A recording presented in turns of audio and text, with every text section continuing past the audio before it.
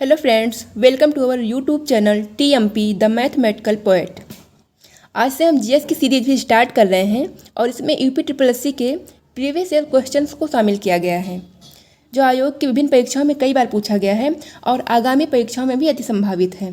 तो आइए शुरू करते हैं आज का सेशन। पहला क्वेश्चन है, मनुष्य जीवन का सर्वोत्तम ध्येय है कैवल्य, जिसका अर्थ है ऑप्शंस ए दूसरों को शिक्षा देना, बी दूसरों का अनुसरण करना, सी इच्छाओं पर विजय प्राप्त करना, डी दूसरों की सेवा करना। तो इसका राइट आंसर होगा ऑप्शन सी, इच्छाओं पर विजय प्राप्त करना। कैवल्य का तात्पर्य होता है ब्रह्म विद्या का वह ज्ञान जो संशय रहित और अस्थायी हो। ये जैन धर्म से संबंधित है, तो यहाँ राइट आंसर होगा ऑप्शन सी, इच्छाओं पर विजय प्राप्त करना। आगे, बृहदसाची स्तूप किस काल से संबंधित है? ऑप्शंस ए कुषाण काल, बी गुप्त काल, सी हर्षवर्धन काल, डी मौर्य काल। इसका राइट आंसर होगा ऑप्शन डी, मौर्य काल। बृहदसाची स्तूप ये मौर्य काल से संबंधित है। बृहदसाची स्तूप का निर्माण सम्राट अशोक ने करवाया था और ये भोपाल मध्य प्रदेश में स्थित है। आगे, देव नाम प्रिय ये नाम किसे दिया गया था? Options A Harsha, B Ashok, C Kanishka, D Chandragupta Maurya. तो इसका राइट आंसर होगा option B, Ashok. Devanampriya, Ashok के शिलालेखों में इस नाम से इसे संबोधित किया गया है, अतः यह राइट आंसर होगा ऑप्शन बी, अशोक। आगे देखते हैं, निम्न में से कौन सा सुमेलित नहीं है? बाबरनामा बाबर, शाहजहांनामा मोहम्मद ताहिर, हुमायूंनामा हुमायूं, तुजुक ए जहांगीरी जहांगीर। तो यहाँ पे ये इन सभी की आत्मकथा है, जो ये बताना है कि किसने लिखा था। तो यहाँ ऑप्शन सी जो है हुमायूंनामा, ये सही नहीं सुमेलित है। हुमायूंनामा की रचना गुलबदन बेगम ने की थी, जो कि बाबर की बेटी थी और हुमायूं की सौतेली बहन थी। तो यहाँ राइट आंसर होगा ऑप्शन सी। फिर है अगला क्वेश्चन, अकबरनामा के प्रसिद्ध लेखक थे? Options A Badayuni, B Abul Fazal, C Abbas Khan Sarwani, D Kaifi Khan. इसका राइट आंसर होगा ऑप्शन बी, अबुल फजल। अकबरनामा के प्रसिद्ध लेखक थे अबुल फजल। अगला देखते हैं, किस मुगल सेना नायक के साथ शिवाजी ने पुरंदर की संधि, जो कि 1665 ईस्वी में हुई थी, उस पर हस्ताक्षर किए थे? ऑप्शंस हैं ए जय सिंह, बी जसवंत सिंह, सी शाइस्ता खां, डी अफजल खान।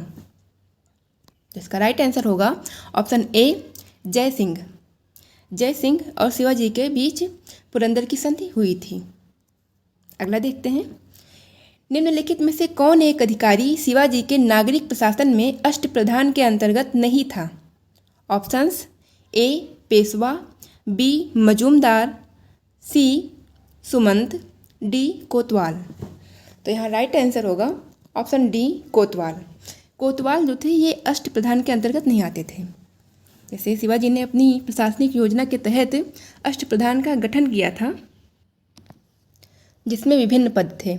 जैसे पेशवा जो होते थे वो प्रधानमंत्री होता था, अमात्य जो थे वो राजस्व मंत्री, वाकिया नवीस गृह मंत्री को कहते थे, सुमंत जो थे वो विदेश मंत्री होते थे, सचिव जो होते थे वो शाही पत्र व्यवहार का कार्यभार देखते थे, पंडित राव धर्म मंत्री होते थे, सरे नौबत प्रमुख सेना नायक होते थे। ऐसे ही न्यायाधीश जो थे वो मुख्य न्यायाधीश का पद उनको मिलता था। तो इस तरह से शिवाजी ने नागरिक प्रशासन के लिए अष्टप्रधान का गठन कर रखा था। तो इसके अंतर्गत यहाँ पे राइट आंसर होगा ऑप्शन डी, कोतवाल। कोतवाल अष्टप्रधान के अंतर्गत नहीं था। आगे देखते हैं, हंटर आयोग ने किसके विकास पर अधिक बल दिया? ऑप्शंस ए प्राथमिक शिक्षा, बी माध्यमिक शिक्षा, सी स्त्री शिक्षा, डी तकनीकी शिक्षा। तो यहाँ राइट आंसर होगा ऑप्शन ए, प्राथमिक शिक्षा। हंटर आयोग में प्राथमिक शिक्षा पर अधिक बल दिया गया था। हंटर आयोग की स्थापना जो है वो ब्रिटिश शासनकाल में लॉर्ड रिपन द्वारा 1882 ईस्वी में की गई थी। तो यहाँ का राइट आंसर है ऑप्शन ए, प्राथमिक शिक्षा। अगला देखते हैं, 1916 का लखनऊ समझौता महत्वपूर्ण था क्योंकि इसके बाद कांग्रेस ने किया? ऑप्शंस ए मुस्लिम लीग के साथ गठबंधन, बी अंग्रेजों के साथ संधि, सी होम रूल लीग से अलगाव, डी पूर्ण स्वराज की मांग। तो यहाँ राइट आंसर होगा ऑप्शन ए मुस्लिम लीग के साथ गठबंधन। 1916 का ये लखनऊ समझौता इसलिए भी महत्वपूर्ण था क्योंकि जब 1907 के सूरत अधिवेशन में कांग्रेस जो है वो दो दलों में विभाजित हो जाती है, एक नरम दल और एक गरम दल।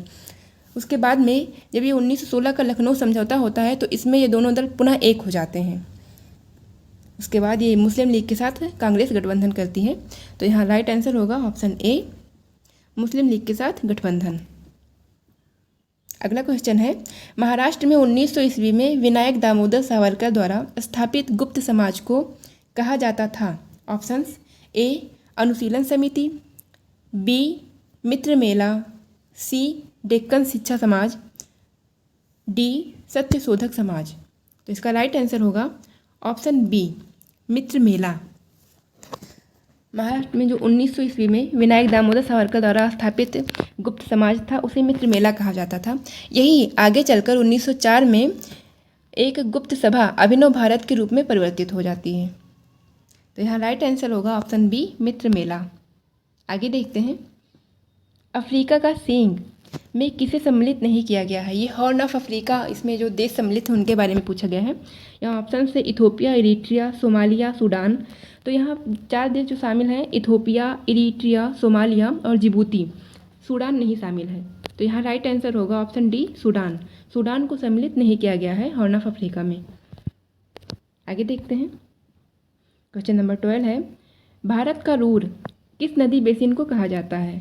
रूर ये जो जर्मन शब्द है, तो जहाँ कोयले की अधिकता होती है उस क्षेत्र को रूर कहते हैं। तो भारत का रूर दामोदर नदी बेसिन को कहा जाता है। दामोदर नदी बेसिन में कोयले की उपलब्धता अधिक होने के कारण इसे भारत का रूर कहा जाता है। तो इस तरह से 12 क्वेश्चन कंप्लीट हुए।